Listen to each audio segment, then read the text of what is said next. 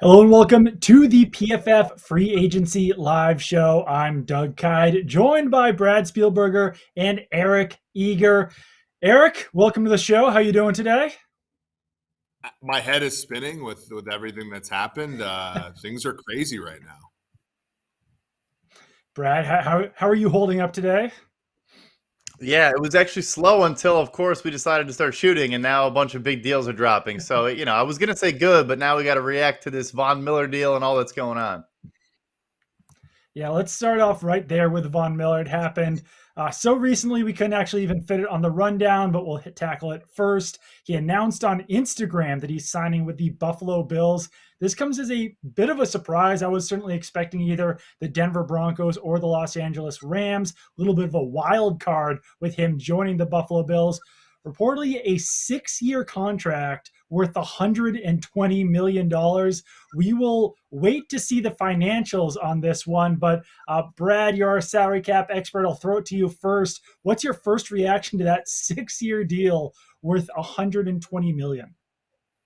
Yeah, so Rappaport already came out and clarified through the first 4 years of the deal, it's about 17.5 million per year. Obviously, a little bit backloaded to hit that 20 million per year number, but nevertheless, for Von Miller to sign consecutive 6-year contracts, the first one for about 19 million per year, which he completed, and to follow that up with a 6-year, $120 million deal, no matter the ultimate structure, is a pretty remarkable feat. But I love it for Buffalo. I mean, their defensive line has been the weakness of this team, in my opinion, the last couple of years. It's held them back from making that ultimate Super Bowl run. And I think he is just a dynamic player that changes everything for them up front. Yeah, this further fortifies that AFC conference. Oh, yeah. Sorry, go ahead, Eric. Yeah, I think when you look at just what the teams are trying to do to stop, and in a lot of ways, Buffalo too. Like teams are trying to stop Buffalo. Teams are trying to stop Kansas City, these high-powered passing offenses.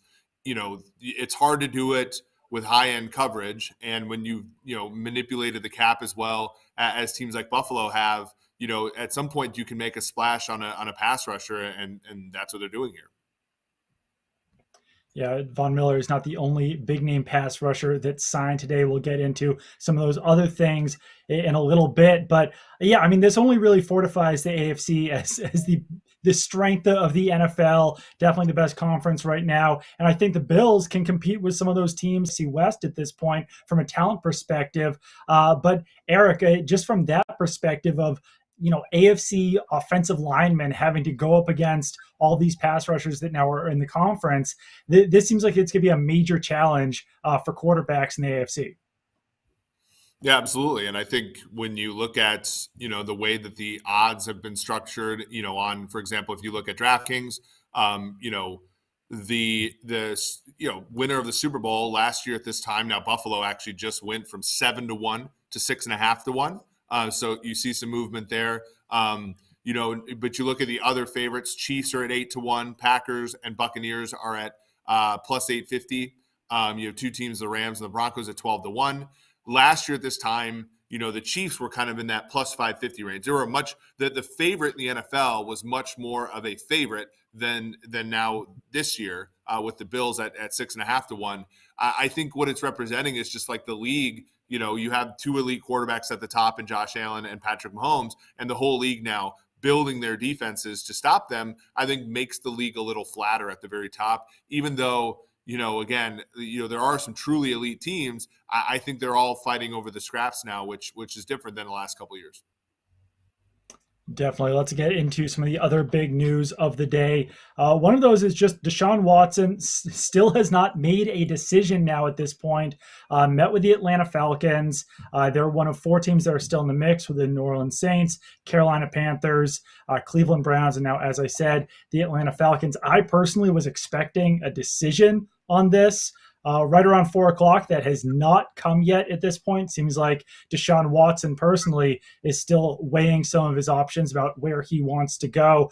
If I had to make a prediction, I would probably say either the Saints or the Falcons at this point, but it still does seem like it's anyone's game right now. Brad, are you surprised that this decision hasn't come yet?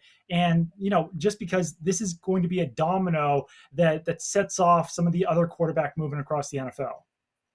No, I'm very surprised. I mean, first, I agree with you. He'll probably try to go to the NFC based on our prior conversation about all these edge rushers in the AFC. But the Saints in particular stick out to me because with Teron Armstead not getting re signed there, he actually has a larger dead cap hit now with New Orleans. He could still sign there again, but that number does not go away.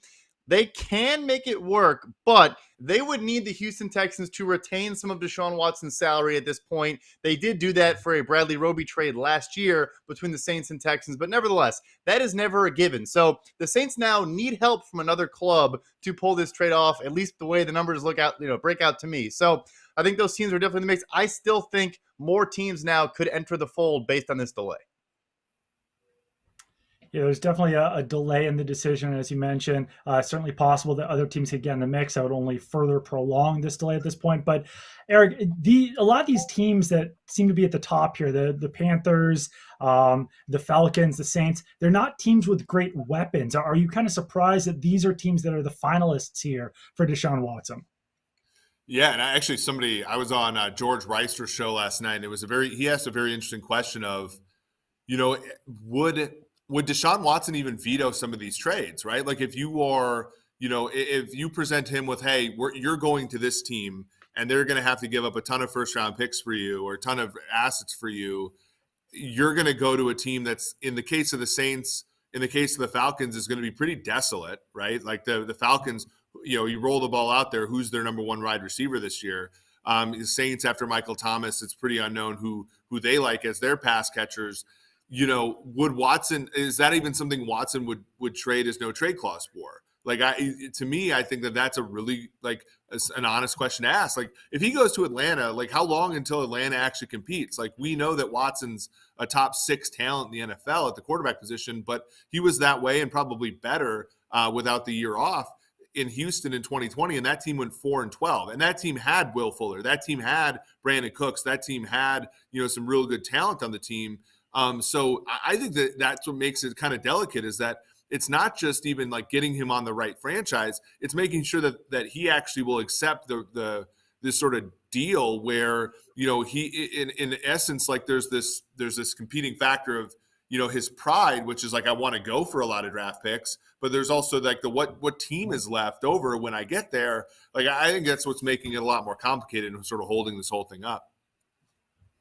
Yeah, the Falcons' best weapon last season was Cordero Patterson. He is not re-signed anywhere, so it's certainly possible that the Falcons could bring him back. But just the fact that they haven't yet is not a great sign, I would say, for his return. Calvin Ridley suspended for the entire 2022 season. Russell Gage gone. So yeah, Kyle Pitts is really the last man standing in there for the Falcons. And as you mentioned, Eric, yeah, if they give up first round picks in the next 3 years, yeah, it's great that all these wide receivers are coming out in the draft and that every year has a great, wide receiver class, but they don't have the opportunity to actually replenish those wide receiver positions and those weapons through the draft if they do give everything up for Deshaun Watson. So I think Deshaun Watson likes the idea of Atlanta just because he grew up in the area. I believe he grew up a Falcons fan. The Saints, I think it's something similar, staying in the South, but these teams just are not ready to compete right away. Let's move on to Baker Mayfield. This is related to the Deshaun Watson situation because the Cleveland Browns, as I mentioned, are a team that is in the mix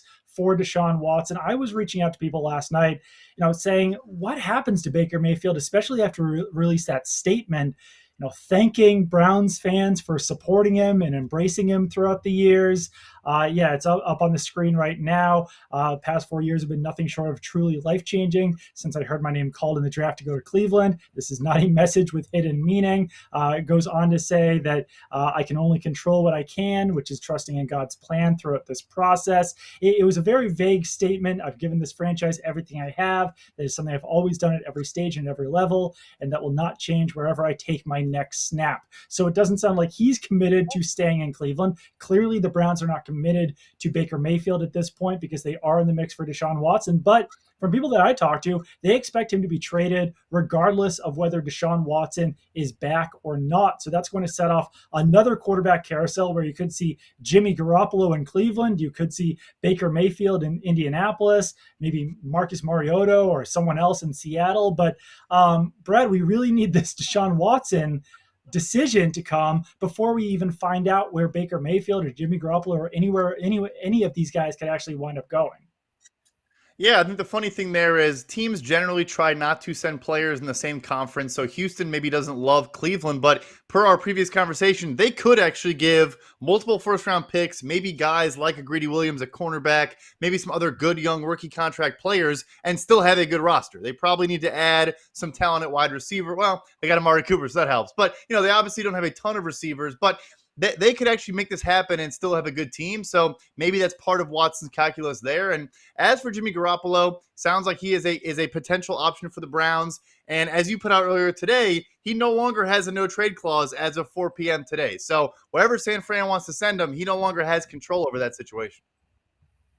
Yeah, when I was asking people about Baker Mayfield, I asked them to give me a prediction of where those other guys would go. And yeah, Jimmy Garoppolo to Cleveland, maybe Baker to Indy. They thought that Deshaun was going to wind up going to the Saints. But Eric, I thought that you had some very interesting tweets today on Baker Mayfield about, expectations of a number one overall pick and whether Baker Mayfield has actually lived up to those. And this has not been a bad pick for the Browns, but this is still the point where we're at right now. Yeah, if you look at EPA per play, you look at wins above replacement. Mayfield's generated about 9 wins above replacement since joining in 2018. The Browns are 30-30 in games that he plays, which, I mean, if you look at the Browns the 2 years prior, were 1-31 in games that he didn't play.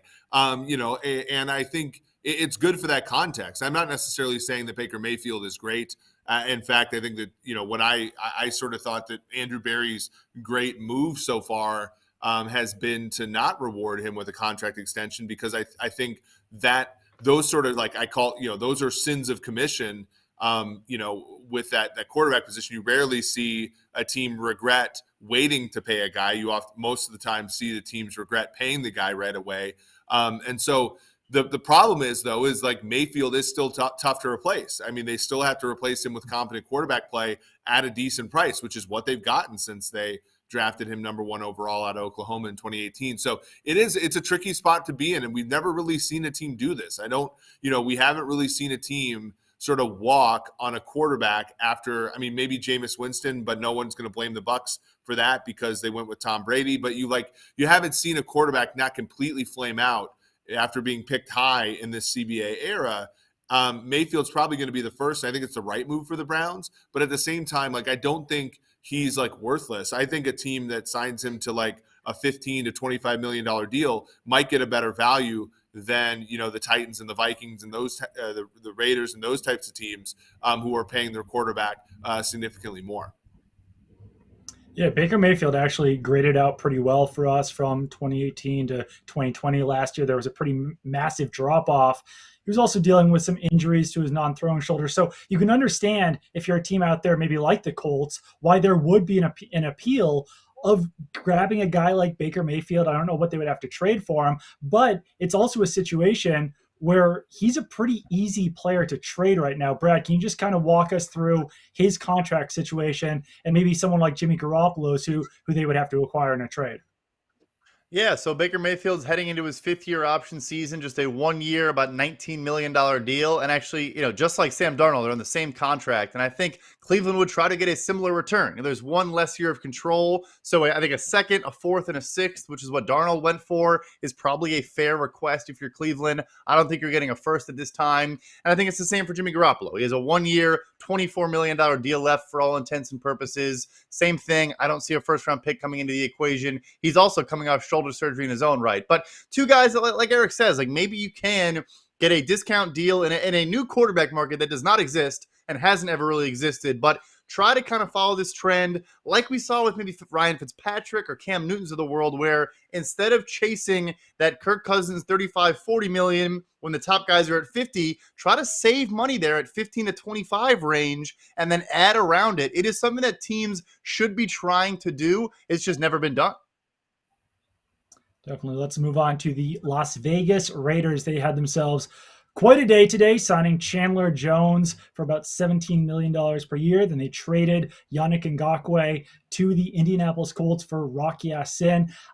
Eric, just right off the top here, with these moves, I guess with the trade especially, who's the big winner there, or is there a big winner in this trade between the Raiders and the Colts?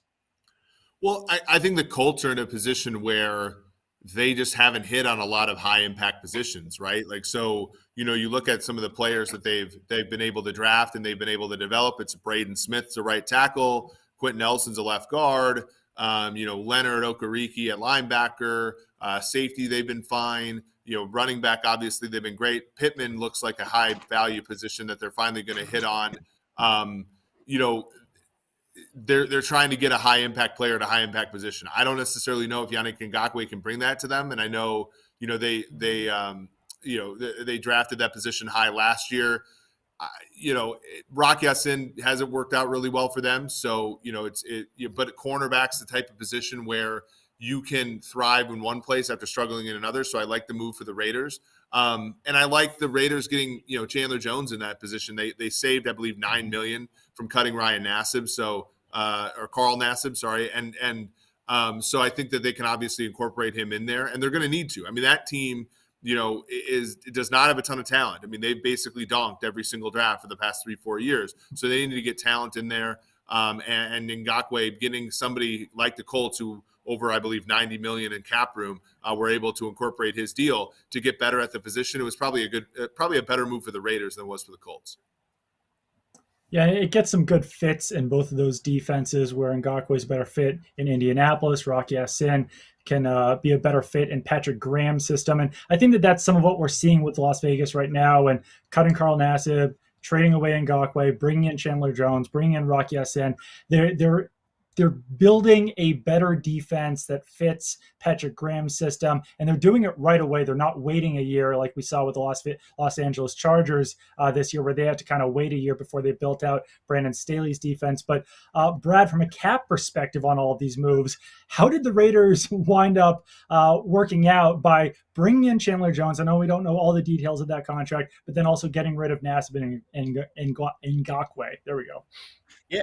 Yeah, I mean, they also cut, off-ball linebackers Corey Littleton and Nick Kwiatkowski. They've actually made a ton of moves, and we were kind of wondering, It's funny, both the Bills and the Raiders were cutting a lot of decent players coming into this free agency cycle, and now I think we know why, because Chandler Jones and Von Miller were obviously on their radar. So the Raiders made a ton of moves. They cut a lot of players. Obviously, part of that is Chandler Jones. They like to pay up front. They don't really push money down the line at all. It's a very flat cash-to-cap ratio for them, so they had to do that. I agree. I think it's a good move for them. But I do also like Yannick Ngakoue going to the Colts. Will be the third option there, theoretically, behind Kwity Paye and DeForest Buckner. And Rock Ya-Sin, like Eric said, bit of a slow start. Did have a career-best 70.2 coverage grade last year, an early second-round pick. But I think Indianapolis just has to hit, like you said, exactly. You got to hit on quarterback. Nothing else really matters at this point. Just going to pause here for a second. Use promo code FREEAGENCY30 for 30% off any PFF subscription. That's a deal that we're running this week through free agency. So make sure to go to pff.com for all of your news and analysis. Let's get into another cap saving move. The Tennessee Titans, after acquiring Julio Jones in a trade last offseason, already moving on from Julio Jones. So Brian, I'll start off with you here. What does this do for the Titans cap wise? Yeah, so it sounds like it's going to be a post-June 1 cut. I believe they saved about $11.5 million there. It's funny, everyone took their victory laps on the Matthew Stafford trade. I know Eric will like where this is going. But last year, acquiring Julio Jones for a second and a fourth-round pick, and everyone was saying, how in the world did the Titans only give up a fourth and a second-round pick for Julio Jones? The guy's had hamstring issues for several years now, barely ever practices, and I think he put up 400 receiving yards last year. So there is risk with these moves, and it played out very poorly for the Tennessee Titans. They will clear some cap, but not a successful move there at all for them. Yeah, I think that increases the Titans' need at wide receiver, but also raises the question of what's Julio Jones' future at this point in the NFL, because he dealt with a lot of injuries last season. It seemed like every time that he would come back, that hamstring injury would pop back up. So, Eric, what are you looking at for Julio Jones in the future here? Yeah, I mean, you're still looking at somebody 1.78 yards per route run, including playoffs, 9.4 yards per target. I mean, he's still an efficient player when he plays. I think it's going to be really hard for him, though, when you look at, even after, like, let's say Marquez Valdez-Scantling gets like sort of a young player, veteran, a good deal, second contract guy, you're still looking at Allen Robinson, Odell Beckham Jr., Jarvis Landry, Juju Smith-Schuster, all guys who he's going to be competing with in this sort of third or more contract, at the wide receiver position. So he's really going to have to convince a team that, his injury risk is worth it, and B, like, that his efficiency is something that teams will still covet. Now, he has that efficiency over almost everybody on the market, especially like relative to guys like Landry and Smith-Schuster. But the injury history is something that's cropped up for the past couple of years. And again, like maybe he goes somewhere and is a third receiver, and he only plays 500 snaps by design. The Titans wanted him to play a lot more. And that obviously is how he broke down with the Falcons in 2020 as well. Patriots have been sniffing around wide receivers, and there's that Alabama connection with Julio Jones. They usually bring in wide receivers that are on the downside of their career. So certainly something to watch right there in New England, and Julio Jones. He would immediately probably be the most talented wide receiver in that receiver group, but just a matter of whether he can stay healthy. Let's check out some rule change proposals. The Indianapolis Colts and Philadelphia Eagles both proposed to change overtime rules, allowing both teams an opportunity to possess the ball in overtime. And the Tennessee Titans had a different take on this. They want to allow both teams an opportunity to possess the ball in overtime unless the team with the first possession scores a touchdown and a successful 2-point try. So I want to get you guys' takes on these rule change proposals, what we want to do with overtime in general. Personally, I actually don't hate the way it currently is. I think that defense should be a part of the game when it comes to overtime. So I hate to be like the boring one on this, but I don't actually personally care if they change the rule or not. If they do, it's great. I don't personally think it's necessary. But Eric, what's your take on overtime rule changes?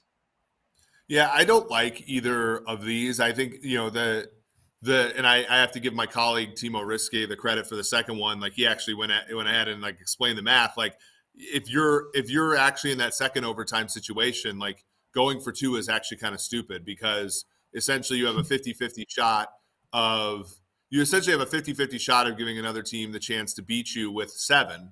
And you should opt for the 7 yourself in that case, because basically, if the other team goes down and scores on you a 7, basically you get the ball back and it's back to sudden death, and you're back to having the huge advantage of winning the coin toss. So it's actually not an optimal situation. I think, maybe if you force the other team to go for the 2-point conversion, but then you're back to sort of the same way it is now, where if you score, there's only the other opportunity where essentially the team that lost the toss is going to have some advantage, with knowing the information before you. In my opinion, like, and I sort of have thought deeply about this, I actually don't hate ties in the regular season. I think essentially ties sort of on the field, you resolve something on the field that now you're resolving with tiebreakers at the end of the season. So instead of it, looking at like conference record or common opponents or something silly like that, you actually resolve a tie on the field. So 8-8-1 versus 9-8. It's like, okay, well, one team won in regulation, the other team didn't. I know that there are competitive balance issues. If you look at hockey, for example, giving out 1 point for an overtime loss has caused teams to essentially play slower in the third period. They've denoted that for a long time, or documented that for a long time. So for me, I probably would still have a situation where you can get a tie, but it's more fair. So I would do the spot and choose, where, essentially if you win the toss, you can either choose to take the ball and your opponent spots where the ball is, or you can choose the spot of the ball and the opponent decides whether or not they want to take it. I think that's the only fair way to determine possession in overtime. And then I would just make it a 7.5-minute quarter that ends, and whatever happens at the end, whether it's a tie or a team wins or so on and so forth, that's the end of the game. And then in the playoffs, you just essentially play until you play essentially spot and choose, and then sudden death is what I would do. Brad, which of these proposals or your own proposal do you like the most? No, so I love the one for the Titans. I get obviously Timo crunched the numbers for us and pointed out that it is the smart move to take the extra point. But why are we applying logic and rationality to a league that signed Christian Kirk for $18 million per year? So I want crazy things to happen. I want there to be mayhem. I think teams will kind of ignore it and just maybe go for two and do some fun things. And I think there is the undertone I think the Titans were going for was trying to shorten the game, even though you were potentially adding another possession, trying to make sure the game then ended after that second possession, I think was the goal there. Which of course you got to try to, factor player safety into all these things. Yeah, I think the most logical thing to me would just be to play another 15-minute possession or period. But, Bill Polian walked up to Roger Goodell in the hallway and said that we should shorten overtime to 10 minutes. So I don't think that there's a major emphasis on increasing overtime at this point. Let's get into a little bit of a free agency roundup where we're going to give a deal that we loved, a deal that we hated. I'll kick it off here. I actually really liked the Lions bringing back Charles Harris. I thought that this was a very fair deal. It's 2 years, $13 or $14 million. Only 5.965 of that is guaranteed, and they threw a void year on in 2024. So that lowers the cap hit, especially in 2022, only a $3 million cap hit for a player that was a first-round pick a few years ago who had a little bit of a career resurgence with the Detroit Lions. Eric, what's a move that you loved? Yeah, this is a situation where when I look at the deals around the league, I love the Zadarius Smith signing by Baltimore. This is classic Ravens. I actually texted one of my friends on the team. I said, my favorite thing in free agency is to see what you guys do so I can sort of try to reverse engineer what a good idea is.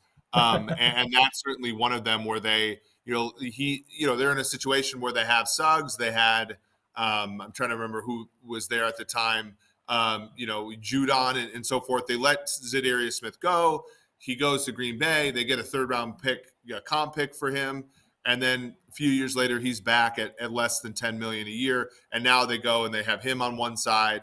They also have Odafe Owe, who's a first-round pick. And then they have Tyus Bowser, a guy who had 40 pressures and 7 sacks last year, for 4 years, $22 million. So, this is a team where the winner's curse in football is that you can't get premium positions if you're consistently winning in the draft. And the Ravens, have found a way to sort of work around that a little bit by getting guys like Lamar Jackson at 32, Owe, Tyus Bowser, and now Zadarius Smith in the fold in very premium positions on their team. So that's one I really like. We allowed you to pick first on the deals that we loved. I think I would have taken that same one if you had not picked it first. Brad, what's a deal that you loved?